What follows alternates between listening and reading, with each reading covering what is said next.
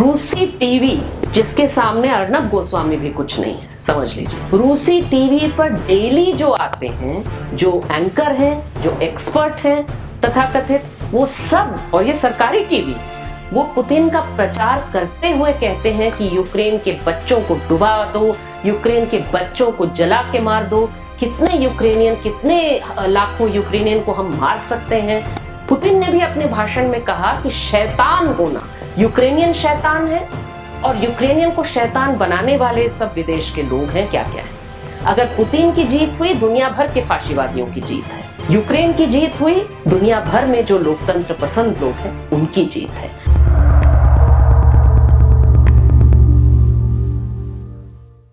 बेखौफ आजादी में फिर आपका स्वागत है। मैं कविता कृष्णन और आज हम लोग यूक्रेन में जो युद्ध चल रहा है इसके बारे में बात करेंगे। आप जानते हैं कि इस समय भी इतने महीनों बाद, फरवरी में जो हमला किया रूस ने यूक्रेन पर, उसके बाद इतने महीनों बाद अभी भी युद्ध जारी है। यूक्रेन छोटा देश है, रूस के पास बहुत बड़ी सेना है, लेकिन इसके बावजूद यूक्रेन के लोग बहुत ही बहादुरी से लड़ रहे हैं और अभी तक रूस यूक्रेन पर कब्जा नहीं कर पाई है, जो कि वो करना चाहती थी। लेकिन इस युद्ध को लेकर के भारत में जितने लोग हैं, भारत की जो जनता है, उसके बीच में बहुत सारी गलतफहमियां हैं, बहुत ढेर सारा दुष्प्रचार है। तो आज मैं आपसे कहूंगी कि पहले आप एकदम ओपन माइंड के साथ में अपना जो सोच है, अपनी जो सोच है उसको थोड़ा खुला छोड़ करके, जितना भी आप सोचते हैं कि आप जानते हैं इस युद्ध के बारे में, उसे एक तरफ रख दीजिए शुरू में। और इस हफ्ते इस बार आपके साथ भारत के लोगों को क्यों यूक्रेन का साथ देना चाहिए इसके बारे में मैं बात रखूंगी। लेकिन इसके बाद जो सेकेंड एडिशन होगा इसी सब्जेक्ट का, इसी टॉपिक का, उसमें हम खास करके जो लोकतांत्रिक आंदोलन है भारत के, जो वाम आंदोलन है भारत के और दुनिया के, उनको क्यों यूक्रेन का साथ देना चाहिए इस पर मैं रखूंगी। इसलिए मैंने अपना पक्ष तो शुरू में रख दिया, लेकिन मैं तथ्यों के आधार पर ही बात रखूंगी। और जो आपको वीडियो के नीचे जो इंफॉर्मेशन है वहां पर आपको कई सारे लिंक्स मिलेंगे जिसमें आप भी खुद पढ़ करके खुद अपना मन भी बना सकते हैं।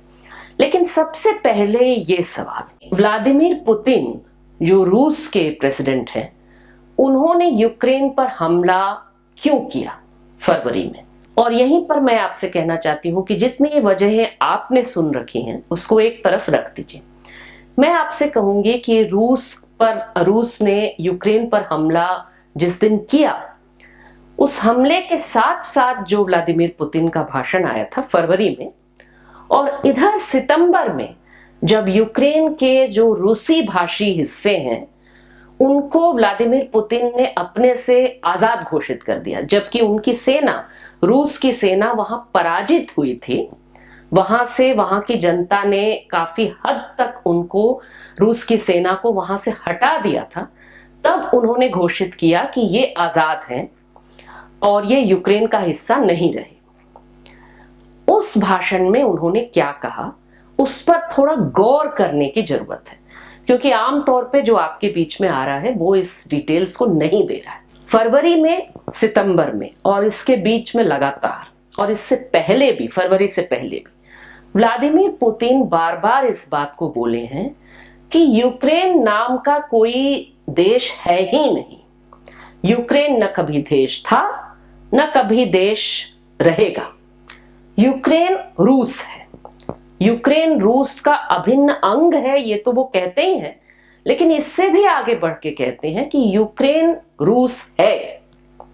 ठीक, इसीलिए वो कह रहे हैं कि हम कोई हमला नहीं कर रहे हैं, हम कोई कब्जा नहीं कर रहे हैं, हम तो इस देश को मानते ही नहीं है, ये तो रूस है और इसीलिए इस पर हम कब्जा करेंगे, इसको हम अपना बना ले रहे हैं, अपना ही है, अपना ले ले रहे हैं।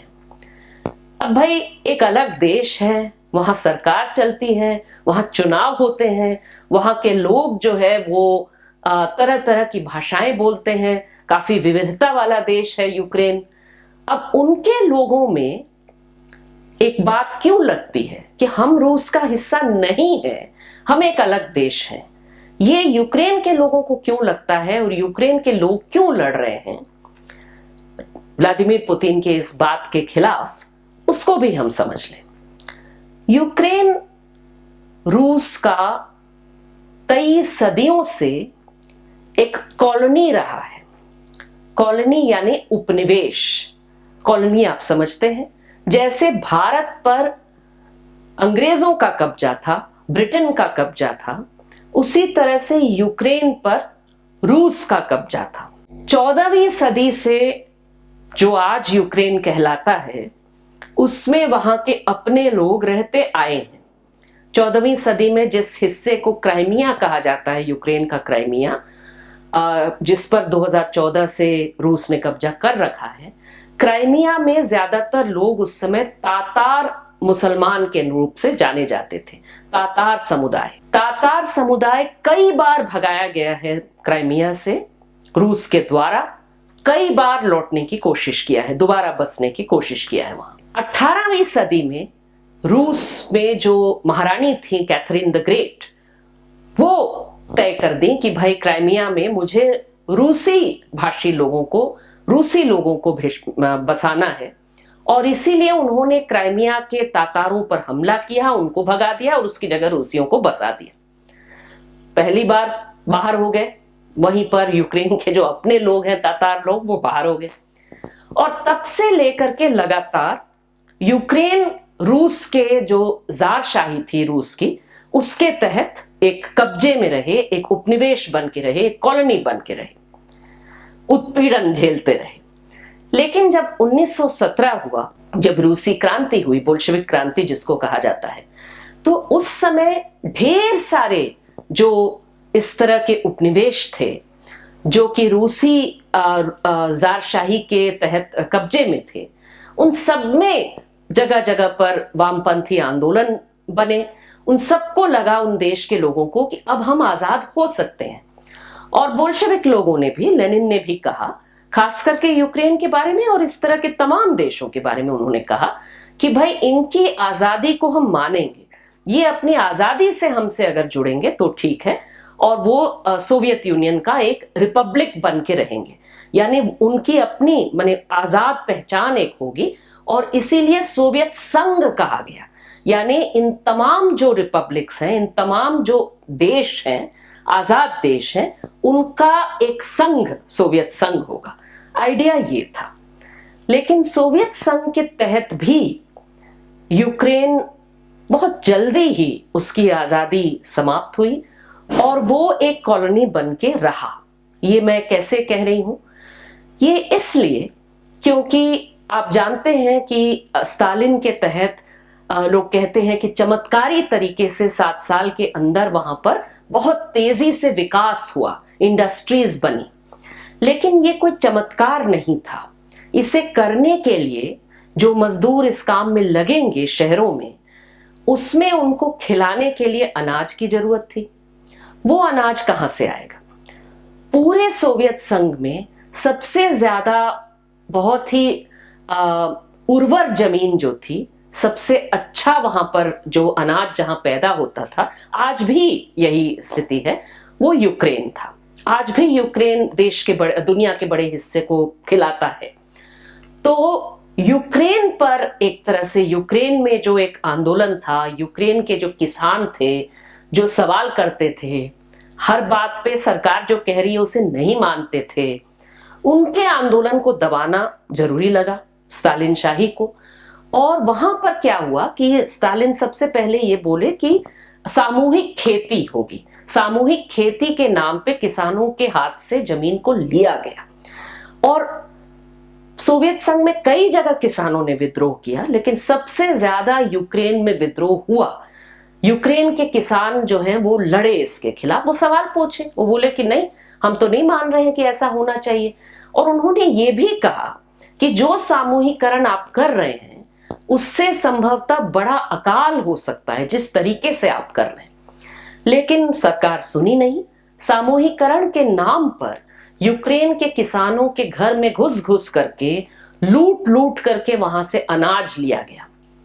1930 से लेकर के 1933 तक ये चला और इस बीच में ये लूट यहां तक हो गया कि जिन किसानों के घर पे अनाज था नहीं, उनके घर में जो बीज रखा हुआ था अगली बार किसानी के लिए, अगली बार बोने के लिए, वो बीज वाले अनाज को भी ले लिया गया। उसके बाद क्या होना था, 1932 और 33 के बीच में एक भयानक अकाल यूक्रेन में हुआ। आप समझ लीजिए कि जहां सबसे अच्छी खेती होती है वहां से सारा अनाज जो है वो दूसरी जगह चला जा रहा है और जो बच रहे हैं लोग, वहां इतना बड़ा अकाल हो रहा है जहां पर 40 लाख लोग कम से कम उनकी मौत हुई। इसे यूक्रेन के लोग आज भी याद करते हैं, उनके जो जनमानस है उसमें ये बैठा है और इसी तरह से ये उत्पीड़न चलता रहा। आप समझ सकते हैं कि कॉलोनी के साथ ही तो ये होता है, जैसे भारत के साथ होता था कि आप जो बना रहे हैं उसे लूट करके ले जा रहा है कोई देश जो है, वो अंग्रेज अपने यहाँ ले जा रहे हैं, बेचने के लिए दुनिया भर में ले जा रहे हैं। ठीक इसी तरह से रिश्ता था, लेकिन हमें समझने में इसलिए ये मुश्किल होता है क्योंकि भारत और ब्रिटेन, इसमें तो कई समुंदर हैं, बहुत दूर है, लेकिन यूक्रेन और रूस एकदम अगल बगल है, तो इसे समझने में दिक्कत होती है। लेकिन इस बात को सबसे पहले समझना जरूरी है। और उसमें ये जो किसान जो लड़े, तो जितने किसान थे जो कह रहे थे कि भाई हम नहीं मानते सामूहिकरण को, उनके बारे में समय समय पर पहले कहा गया ये कुलक है, फिर कहा गया कि भाई ये तो नाजी हैं, ये सब जो है इनको हिटलर लोग ने इनको बढ़ावा दे रखा है। और उस नाम पर जो भयानक दमन हुआ, उसमें रात रात भर में प्रताड़ना कर करके, टॉर्चर कर करके किसानों से कहलवाया जाता था कि मैं दोषी हूं, मैं कुलक हूं, मैं देश विरोधी हूं, मैं सोवियत संघ के खिलाफ काम कर रहा हूं। और उसमें सुबह में उनमें से कुछ हिस्से को सीधा वहीं पर गोली मार करके खत्म कर दिया जाता था और बाकी जो हिस्सा था उनको ट्रकों में लाद करके उनको साइबेरिया भेज दिया, यूराल्स भेज दिया, कहां कहां भेज दिया। तो ये इतनी बड़ी संख्या में इस तरह का भयानक दमन हुआ। ये दमन भी लोगों के, यूक्रेन के लोगों के जनमानस में है। जहां तक क्राइमिया के तातारों की बात है, तो तातार लोगों को 1944 में और उसके तुरंत बाद, जिस समय दूसरा विश्व युद्ध जस्ट खत्म होने की तरफ था, उस समय क्राइमिया के तातारों को भी स्टालिन ने वहां से भगाया। कई वजह थे इसके, कई बहाने थे ये कहिए, और एक बहाना ये था कि भाई ये तो रूस के साथ गद्दारी किए हैं और ये तो हिटलर के साथ है वगैरह। इसका कोई सबूत नहीं था, लेकिन तब भी ये किया गया। और थोक में देखिए, अगर कोई एक गद्दार होगा, दो गद्दार हो तो उसको आप सजा देंगे, लेकिन आप पूरे समुदाय को जब गद्दार बताते हैं, इसका मतलब आप नस्लवाद कर रहे हैं। और नस्लवाद के आधार पर सारे क्राइमिया के तातारों को भगा दिया गया और उनको भी साइबेरिया, यूराल्स वगैरह में जाकर के उनको भागना पड़ा। रास्ते में कई लाख लोगों की मौत हुई। उसके बाद में लेकिन जब ब्रेजनेव थे सोवियत संघ के नेता, उस समय क्राइमिया के तातारों को लौटने दिया गया। ये लौटे और दोबारा कुछ हिस्सा क्राइमिया में बस पाए। लेकिन ये समझ लीजिए कि जिनका पूरी जमीन जो क्राइमिया के तातारों का था, उनका एक छोटा हिस्सा ही रह गया और बाकी जो है एक तरह का रूसीकरण हुआ वहां पर। तो यूक्रेन के जो लोग हैं, क्राइमिया के जो तातार हैं, यूक्रेन में यूक्रेन भाषी लोग, यूक्रेनी भाषी लोग हों, रूसी भाषी लोग, सब में ये बात है कि हम यूक्रेन के हैं, हम एक अपने देश के लिए लड़ रहे हैं और हम अपने देश की आजादी को बचाने के लिए लड़ रहे हैं। और ये देश आजाद हुआ जिस समय सोवियत संघ का पतन हुआ। उस समय यूक्रेन आजादी के लिए निर्णय लिया, पूरे यूक्रेन ने निर्णय लिया। तो ये बात हो गई कि पुतिन इस आजादी को खत्म करने के लिए वो यूक्रेन पर कब्जा करने की कोशिश में है और इसलिए ये हमला कर रहे हैं। यूक्रेन क्यों लड़ रहा है? क्योंकि यूक्रेन अपनी आजादी के लिए लड़ रहा है, वो दोबारा उपनिवेश नहीं बनना चाहता और इसलिए वो लड़ रहा है। तो ये बात हम लोग समझ लिए। तो पुतिन हमला किए हैं यूक्रेन पर क्योंकि वो रूसी साम्राज्य को दोबारा स्थापित करना चाहते हैं। रूसी साम्राज्य जिसमें ढेर सारे देश यूक्रेन की तरह, जो कि आज रूस के अगल बगल हैं, कभी वो सोवियत रिपब्लिक थे और आज वो आजाद देश है, उन सबको वो कब्जा करने में पहला जो उनका पड़ाव है वो यूक्रेन है। पहले तो हम इसे समझ लें। और इसके साथ में ये साम्राज्य स्थापित करना चाहते हैं, एक हो गया। दूसरा कि पुतिन का जो विजन है, दुनिया को देखने का नजरिया है और खास करके रूस को देखने का नजरिया, वो सिर्फ साम्राज्यवाद नहीं है।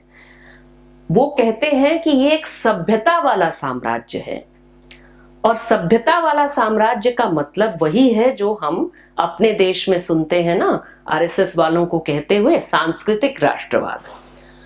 तो वो कह रहे हैं कि यूक्रेन के लोग अगर अपने आप को यूक्रेनियन कहते हैं, वो कहते हैं हम रूस के नहीं हैं, हम यूक्रेनियन हैं, तो वो नाजी हो गए, तो वो जो है वो फाशीवादी हो गए, और वो रूस के हैं उनको कहना होगा, तब वो जी सकते हैं।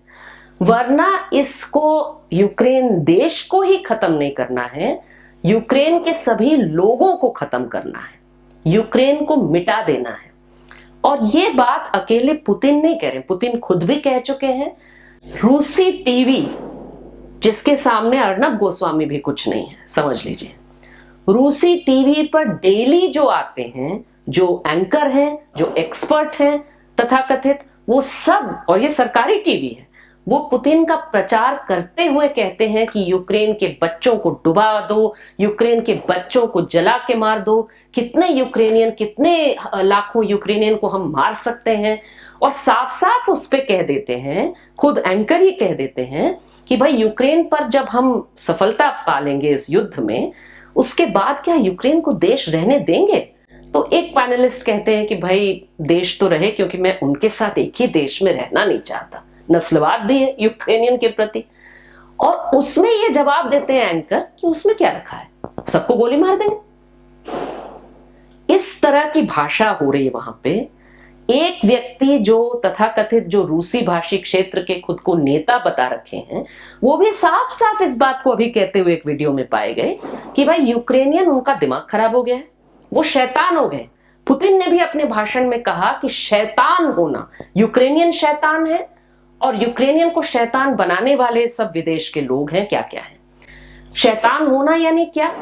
शैतान होना यानी लोकतंत्र चाहना, शैतान होना यानी मानवाधिकार में विश्वास करना, शैतान होना यानी मानना कि महिला और पुरुष में बराबरी होनी चाहिए, शैतान होना यानी एलजीबीटीक्यू जो लोग हैं उनको बराबरी होनी चाहिए।